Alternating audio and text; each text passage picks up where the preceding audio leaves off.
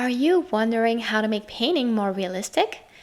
This watercolor fall trees tutorial is going to help you paint a simple tree, and if you like, upgrade it to a more dimensional one, and finally an even more realistic one like this one here. I'm going to break this down for you so you know how to paint it loose and add details, and you can stop when you're satisfied, but you'll still know all the tools and techniques I use to get from loose to realistic.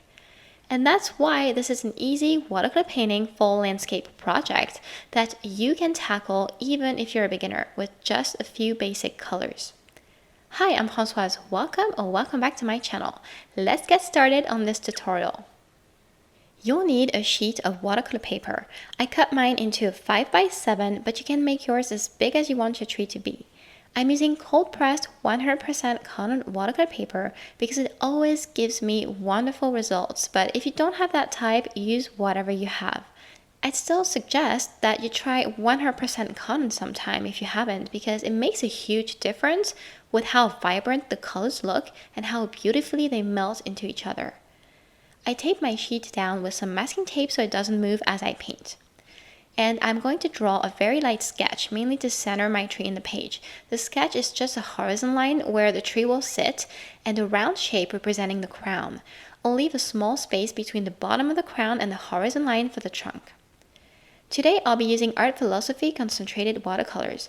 If you use the pans or tubes, it's really just fine. I'll use a yellow, an orange red, a green, and a brown shade. You can substitute the orange red with a red or orange, it doesn't matter much. All we want are several fall colors to show for this watercolor fall tree. This is how my concentrated watercolors look like when they're on the palette.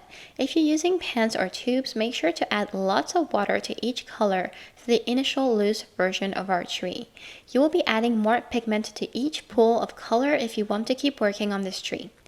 You may have noticed that as I was rushing, I wet my paper even before showing you the colors, and since it's been drying, I'm going to have to wet it again. This is a typical beginner mistake. Wet the paper before prepping the paint, but it still happens to me if I'm in a rush or unfocused. I make back and forth motions on my sheet to wet it good. It doesn't matter if you use another type of brush than the one I have here. All matters is to wet your paper for at least 30 seconds, maybe even more, and make sure to get into all the nooks and crannies of the paper. Then make sure your color mixes are also very watery. If the water to paint ratio is a mystery to you, if you can't quite grasp how it works, I'll link an excellent video I made about it up here, and you will learn all you need to know about water control there. The fun starts now. We're going to drop our yellow color because lighter colors are better used first in watercolor. So we're going to tap our brush around and shape the crown of the tree while doing that. I leave a few white spaces in the tree to make it look more natural. Then I add some of my red-orange shade, a bit less than yellow because my reference photo is more yellow than red. I add a bit of green on the right side, again because that's what I see on my reference. And by the way, you can paint any tree, shape, and colors you want. I just recommend you to find some reference photo you can work from, otherwise it's easy to get lost along the way. Just locate what the main colors are, where they are, and you're all set. So now I'm going to keep adding my colors. I just use less water, which is going to make them look more intense, darker.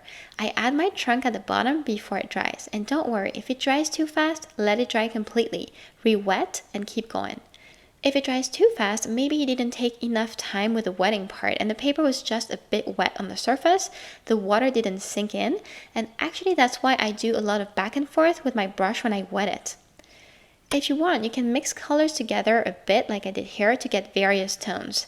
Since we're using a limited amount of colors for the foliage, even if you mix them up, it won't look out of place. It's actually better than working with a ton of colors, since here our base colors will be the same: yellow, red-orange, and green. To finish our loose version of this watercolor tree, I add some branches with the tip of my brush. I'm using this fine tip paintbrush. It's convenient for details like these. Now, any other brush you may have that's thin and pointy would do. Your tree will look more gracious with thin branches.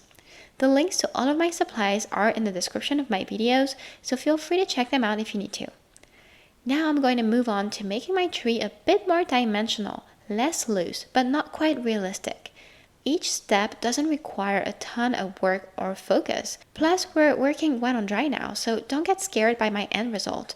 You can totally get there too by taking it step by step. It's what I do in my paintings. I take it layer after layer.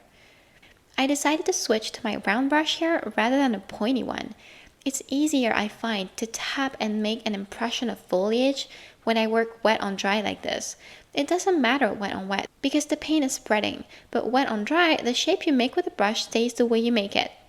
Here we go. I work on small sections. No stress, no rush.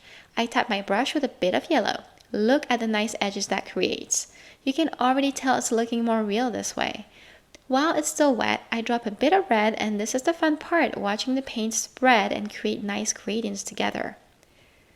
If you're using pans or tubes, these should be your original mixes you're using, except you add the pigments to all of them to make them slightly darker, to make them stand out a bit on top of your first layer. Also, there is no need to cover up all we did in the first layer. We really wanted to show through in places to increase depth, and you guessed it, realism.